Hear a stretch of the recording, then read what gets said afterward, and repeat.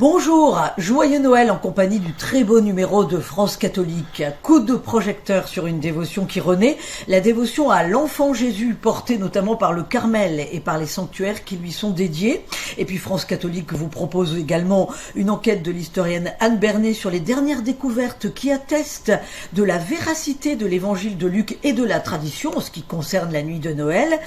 France Catholique vous propose également une belle méditation sur le chemin qui mène de la crèche à la croix, et puis une découverte sur la façon dont les saints ont vécu la nuit de Noël, dont ils ont été bouleversés par la contemplation de la crèche. Je veux parler de Saint François d'Assise qui a inventé la crèche vivante, mais aussi de Saint Charles de Foucault ou du bienheureux Père Chevrier. Enfin, n'oublions pas en ce Noël les chrétiens de Syrie, coup de projecteur dans l'hebdomadaire sur leur situation, et puis retour sur le voyage du pape François en Corse, bien entendu. Le Saint-Père a donné en modèle la laïcité à la Corse qui repose sur la piété populaire. France Catholique sur abonnement et sur france-catholique.fr. Dans le Pèlerin cette semaine et avec quelques jours d'avance, nous vous proposons un numéro festif de Noël et comme chaque année, nous avons choisi de décliner une thématique spécifique au fil des pages.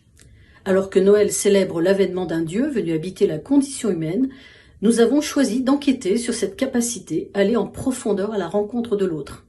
Alors, prêtres, paléontologues, médecins ou même sportifs de haut niveau, nos témoins nous racontent comment ils sont parvenus à se décentrer pour entrer en profondeur en communication avec leur interlocuteur. Et le mystère de cette rencontre avec l'autre, ça peut aussi être celui d'une vocation. C'est ce que nous partage notre invité, un jeune dominicain, le frère Rémi-Michel Marin-Lamelais. À retrouver également dans nos colonnes une interview du politologue Gilles Kepel sur la situation au Moyen-Orient et de très nombreux autres sujets dans ce numéro double riche de plus de 100 pages. Belle fête de Noël à chacun et à bientôt.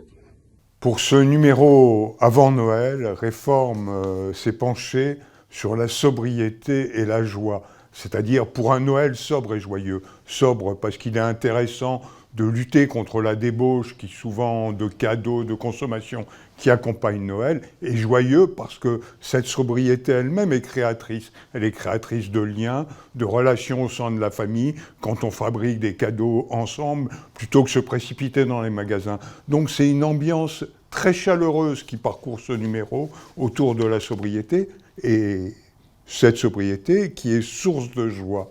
Et puis, en développant un peu l'idée, elle fabrique aussi une dimension spirituelle autour de la sobriété, c'est-à-dire le message du Christ n'est pas un message à la consommation, il est né dans une étape, petit parmi les petits, et il est venu apporter son message au monde pour nourrir notre espérance, et c'est assez formidable.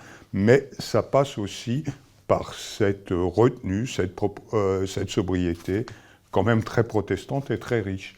Famille chrétienne, bien sûr, est aux couleurs de la nativité. Aiguillée par les anges qui annoncent la naissance du Messie au berger, notre dossier grand format se penche cette semaine sur ces figures de l'invisible, autrefois très présentes dans la culture. Alors nous sommes partis dans le sillage des anges, menant l'enquête auprès de théologiens, de biblistes, de spécialistes des nouvelles spiritualités ou encore d'historiens de l'art.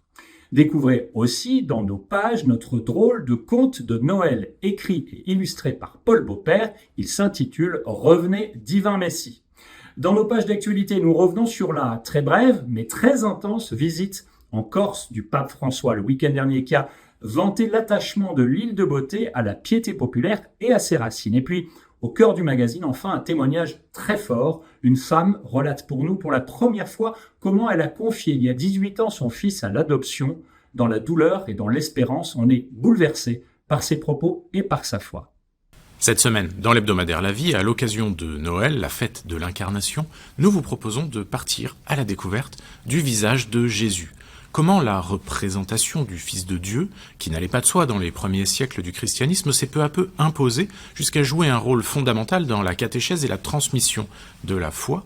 Comment cette représentation a pu évoluer au fil du temps, comment elle inspire spirituellement et comment elle inspire aussi des artistes, parfois au prix de certaines polémiques. C'est tout cela que nous avons voulu explorer dans un long dossier que je vous invite à découvrir donc dans La Vie cette semaine en kiosque bien sûr, mais aussi dès maintenant sur notre site internet et notre application mobile. Et puisque nous approchons de Noël, que dans quelques jours nous allons fêter la Nativité, je vous souhaite au nom de toute la rédaction de La Vie un très joyeux Noël.